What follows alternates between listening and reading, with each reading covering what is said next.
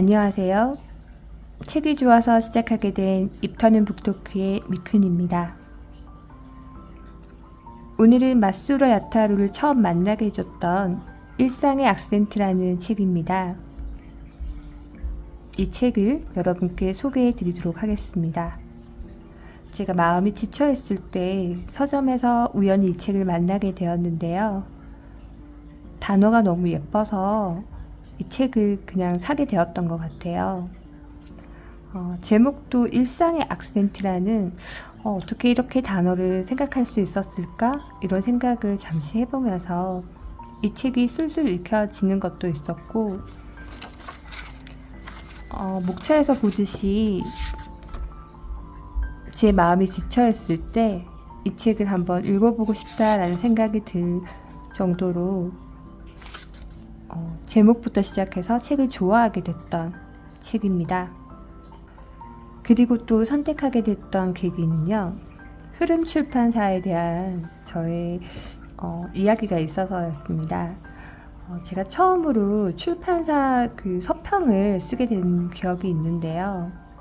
그러니까 책을 읽고 거기에 따른 서평을 기록해주면서 그 책을 한 권 무료로 받을 수 있는 것을 제가 20대 때 한번 해봤던 것 같아요. 그때 처음으로 연결됐던 출판사가 흐름출판이었습니다. 그 후로는 별로 그런 쪽에 행운이 없었는데요. 그래서 이 책을 흐름출판에서 만들었구나 라는 생각을 하면서 책을 구입하게 됐던 기억이 납니다. 이 책도 마찬가지로 한 손에 잡히고요. 그리고 또 이렇게 가볍게 들고 다니면서 언제든지 읽을 수 있는 책이어서 좋았던 기억이 납니다. 개인적으로 양장본을 별로 좋아하진 않아요. 이렇게 딱딱한 책 겉표지는 들고 다니기도 좀 힘들고 또 무겁기도 해서 별로 좋아하지 않는데 특별히 그 책이 베스트셀러거나 어떤 기념으로 인해서 양장본밖에 없다고 하면 어쩔 수 없이 구입하기도 하는데 저는 사실은 이런 가벼운 책을 좋아합니다. 출판사에서 이런 것들을 좀 잘 알았으면 좋겠어요. 요즘 종이책을 들고 다니는 것도 사실 어렵기 힘들기 때문에 이렇게 손에 잡히는 가벼운 책이 저는 좋았습니다. 제가 몇 가지 이제 소개를 좀 해드릴게요. 이 책이 여러 가지 정말 많은 내용들이 공감이 되지만 그 중에서 몇 가지만 간단하게 한번 소개를 해드리겠습니다. 제가 이 책을 처음 읽을 때 이 종이 재질이나 이런 글자들 같은 걸 좋아하면서 저는 원래 그 형광펜으로 줄을 끊으면서 책을 보는데 이 책은 왠지 좀 연필로 하고 싶다는 그런 느낌을 받았던 책이에요. 그래서 연필로 줄을 끄면서 봤던 기억이 있고요. 두 번째 이제 볼 때는 또 형광펜으로도 해보고 있습니다. 지금 한 5번째 이상 한 번씩 꺼내서 읽어보는데요. 그럴 때는 이렇게 또 형광펜으로 줄을 끄기도 하면서 보고 있습니다. 한 구절 한번 소개해 드릴까요? 멋내기란 뭘까? 한여름 어느 일본 요리집에서 식사를 하는데 함께 식사를 하던 연상의 여성 한 분이 점잖고 맛있네요 라고 말에 깜짝 놀랐다. 나도 이렇게 아름다운 말을 아무렇지 않게 말할 수 있게 되면 좋겠다고 간절히 바랐다. 가을은 꾸미기 좋은 계절이기도 하다. 쇼핑을 하고 싶은 욕구가 스멀스멀 올라온다. 이번 가을에는 유행하는 옷으로 멋을 내기보다는 점잖게 꾸미고 싶다. 그런 옷을 만나기를 기대한다. 그러기 위해 여러 매장을 돌아보고 평소보다 더 발품을 팔아 고른 옷을 걸쳐보자. 조금 실패해도 괜찮으니 점잖은 꾸밈에 기꺼이 도전해보자. 나는 멋내기를 이렇게 생각한다. 첫눈에는 조금 소박해 보여서 자세히 보지 않으면 꾸몄는지 알 수 없는 정도의 옷차림이 이상적이라고. 입자마자는 좋은 줄을 잘 몰라도 계속 입다 보면 옷감이나 형태의 고급스러움, 몸에 닿았을 때의 감촉이 천천히 느껴지는 옷이 좋다. 요리를 예로 들면 첫 한 입이 무척 담백해서 맛이 저쪽에서 다가온다기보다는 한 입 한 입 먹으면서 맛을 찾아가는 느낌이랄까? 그렇게 다 먹은 후에 맛있다는 느낌이 잔잔하게 남는 요리를 가장 좋아한다. 이런 즐거움을 주는 옷들을 갖추어 옷장을 나다움으로 채워간다. 그런 옷은 고급스럽기 때문에 가격이 비싸지만 입을수록 행복이 커져서 그만한 값을 한다. 그렇다 꾸밈이란 체면을 차리는 것뿐 아니라 그때 내가 생각한 아름다움을 손에 넣는 것이다. 아름다움은 사람을 건강하게 해준다. 그렇기 때문에 꾸밈은 일상에 꼭 필요하다. 제가 이 부분을 여러분께 읽어드린 이유는 어떤 말을 전달할 때 이렇게 연결시켜서도 전달이 가능하구나 라는 생각을 한번 해봤습니다. 책을 읽으면서 사실 표현에 대한 중요성을 저는 한 번씩 느끼곤 하는데요. 단어를 이렇게 쓸 수 있다는 게 저는 되게 행복하실 것 같고, 이 저자가 저도 이런 표현을 할 수 있는 그런 사람이 되기를 바랬던 기억이 납니다. 다른 걸 한번 볼까요? 잘 본다는 것.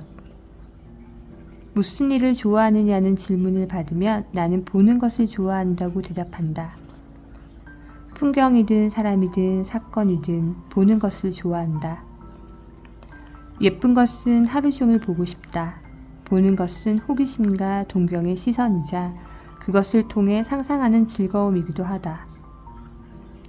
수필가 시라스 마사코시는 마음에 남는 사람들에서 진심으로 본다는 것은 숨어있는 것을 꺼내는 것이다 라고 썼다.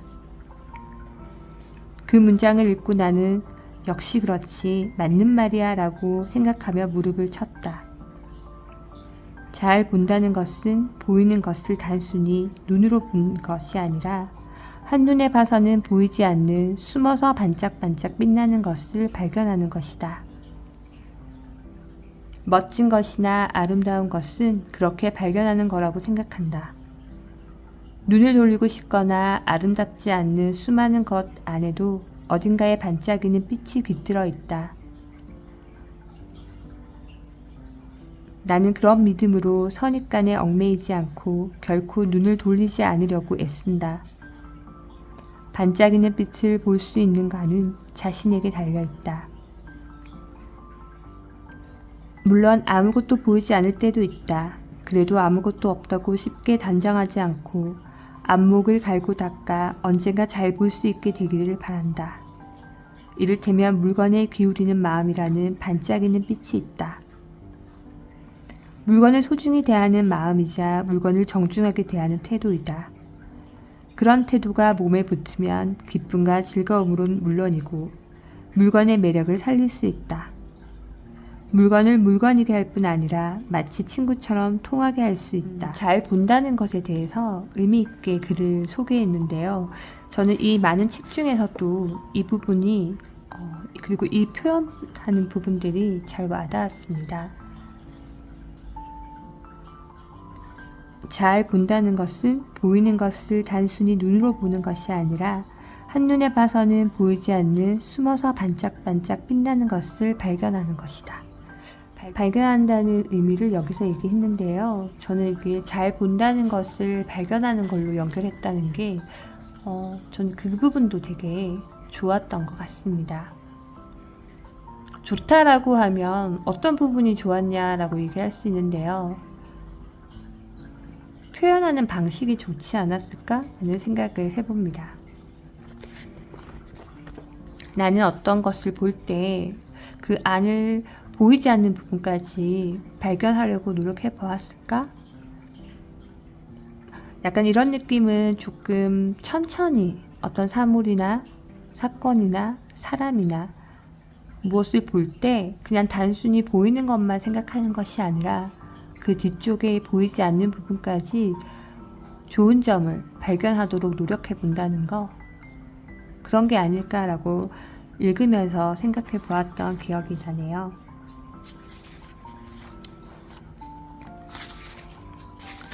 그리고 여러분께 말씀드릴 또 하나의 얘기는 성장의 법칙입니다. 중간에 제가 체크한 부분만 한번 읽어보겠습니다. 매일 연습해도 자꾸만 틀리는 부분이 어느 날 갑자기 당황스러울 만큼 술술 풀릴 때가 있었다. 띄엄띄엄 하는 연습은 덧셈밖에 안 되지만 조금이라도 매일 꾸준히 하는 연습은 곱셈이 된다는 말을 믿었다. 나는 법칙을 발견했다. 걸리는 시간과 성장은 정비례하지 않는다. 성장은 2차 함수여서 처음에는 느리지만 어느 지점을 넘으면 성장세가 증가하며 단숨에 뻗어나간다. 단조로운 직선 그래프가 아니라 곡선 그래프가 된다. 그러니 꾸준히 한 일의 결과가 눈에 보이지 않아도 괜찮다. 단숨에 뻗어나가는 지점이 곧 다가올 것이다. 일에서든 일상에서든 사람과의 관계에서든 이 법칙은 통한다. 그러니 멈추면 안 된다. 계속하자. 이 부분도 정말 와닿았던 부분입니다. 매일 조금씩 뭔가를 하는데 그 결과가 바로 나타나지 않으면 사실 조급한 마음이 생기기 마련입니다. 전 사실 유튜브도 마찬가지인 것 같아요. 책을 너무 좋아하는데 책에 대한 걸 여러분과 함께 나누고 싶어서 시작하게 되었는데 들어주시는 분들이 없다고 하면 사실은 조금 속상하기도 하고 할 것 같아서, 하지만 조금이라도 매일 꾸준히 제가 좋아하는 부분들을 공유한다면 구독과 좋아요도 점차 늘지 않을까라고 스스로 한번 생각해 봤습니다. 이 책은 사실 제가 입을 털기도 전에 사실 챕터마다 이렇게 이런 소제목들이 여기도 되게 예쁘게 공감되게끔 나와 있어요. 그래서 이 책을 선택했던 부분이고, 제가 마스무라 야타로 책을 여러 권 사보았는데 이분이 제목에 대한 부분들을 잘 표현하시는 것 같아요. 그래서 이렇게 하는 것들도 아마 제가 좋아하는 스타일이기 때문에 좋아하는 것도 있을 수 있지만 그래서 더 이런 책들이 공감이 가고 또 표현하는 게 어떻게 이렇게 표현할 수 있었을까라고 생각을 해보곤 합니다. 비슷한 맥락의 책들이 좀 많이 있지만 그래도 읽을 때마다 조금씩은 다른 것 같고요. 이 책도 다른 책들을 막 읽다 보면 이 책에 좋았던 부분들을 표현법까지 정확하게 기억은 잘 나진 않아요. 하지만 이 책을 통해서 제가 편안함을 느꼈고 또 깊은 생각을 할 수 있는 책이었기 때문에 저는 한 번씩 이 책을 꺼내서 제 뇌를 말랑말랑하게 만들기도 하고요. 그리고 여기 성장의 법칙이라든가 본다는 것이라든가 이런 것들을 한 번씩 제가 체크했던 부분들을 다시 읽으면서 그랬었지라고 또 한번 느끼는 것도 있습니다. 끝으로 또 소개를 하나 드려볼게요. 안정권에서 뛰쳐나오기라는 제목의 글입니다. 자신을 바꾸고 싶은 사람이 많은 것 같다. 자신은 주목받지 못한다거나 바꿔도 더 나아지지 않았다는 사람도 있다. 그러나 이런 불평은 모두 조금 더 성장하고 싶다는 바람에서 나온 생각이 아닐까 싶다. 어떻게 하면 좋을까? 이것만 하면 모든 것이 바뀔 것이라고 장담할 수 없지만 실천해보라고 권하고 싶은 것이 한 가지 있다. 사귀는 사람을 바꾸는 것이다. 자신이 성장하지 않는다는 것은 나보다 뛰어난 사람과 사귀지 않고 있다는 말이 아닐까? 그러니 지금부터는 나보다 훨씬 뛰어난 사람들과 까치발을 들어서라도 사귀어보자. 사람이란 아무래도 즐거운 인간관계에 안주하게 된다. 그러나 그 안에 계속 머무르는 이상 얻는 것이 없거나 막혀있는 상태를 돌파할 수 없다. 아니한 생각이나 습관과 감각이 어떤 지점에서 다음으로 나아가야 할 자신의 성장을 방해한다. 자신을 바꾸고 싶다면 나보다 뛰어난 사람들로부터 새로운 사고방식과 습관을 배우고 듬뿍 받아들여야 한다. 용기를 내 지금 있는 안정권에서 뛰쳐나올 것. 처음에는 고독해도 새로운 인간관계가 생기면 생각하는 법뿐 아니라 시간 사용법이나 돈 쓰는 법 등 습관까지 바뀌어 훨씬 세련되어진 자신을 느낄 수 있다. 지금까지 알던 친구나 지인과의 관계를 끊어 야박한 사람이라 되라는 말이 아니다. 거기에만 머물러서는 안 된다는 말이다. 내가 가장 아래에 있는 인간관계가 나를 크게 성장시키기 때문이다. 사실 요즘에는 유튜브로 새로운 생각을 하시는 분들이나 제가 접하지 못하는 분들을 유튜브를 통해서는 많이 접할 수 있잖아요. 그들의 사고방식이나 생활방식이나 혹은 제가 필요한 부분들을 설명해 놓은 유튜브 자료들이 참 많이 있습니다. 그런 걸 통해서 또 배울 수도 있고, 제가 자주 그것을 듣는다 그러면 또 자주 그 사람들과 만나는 접점 부분이 생기는 게 아닐까라고 생각해 보았습니다. 일상의 악센트, 제가 좋아하는 책 중에 하나고 아마 계속 또 중간중간 여러 번 또 읽어볼 책인데요. 제목만큼 여러분들도 일상에 악센트가 있는 단조로운 삶이 아닌 조금은 재미나고 조금은 특별하고 조금은 평안할 수 있는 그런 일상이 되기를 기대해 봅니다. 오늘 미큰의 입터는 북토크는 일상의 악센트를 소개해 보았습니다. 마스우라 야타로가 지은 이 책 여러분도 한번 읽어보시면 좋을 것 같아요. 감사합니다.